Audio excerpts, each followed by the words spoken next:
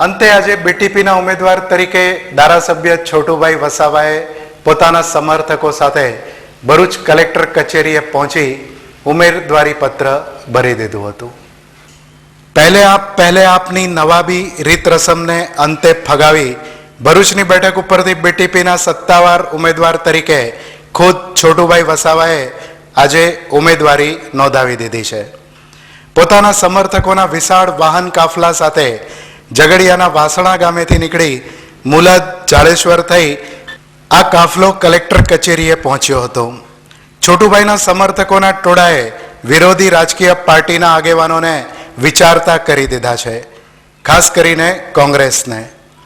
Congress BTP વચ્ચે ગઠબંધન થશે કે નહીં થાય તેની ચર્ચા હજુ પણ ચાલી રહી છે, ત્યારે છોટુભાઈએ પોતાનું કદ અને રાજકીય શક્તિનું આજે વિશેષ રૂપે પ્રદર્શન કરી દીધું હતું।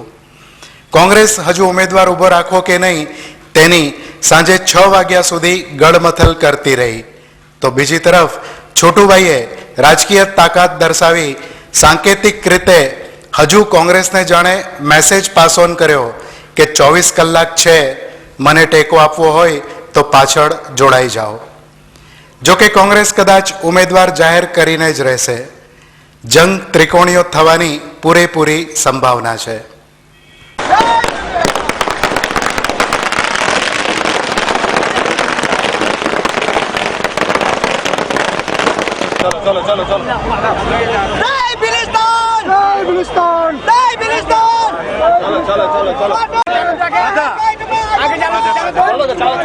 લોકસભાની ચૂંટણી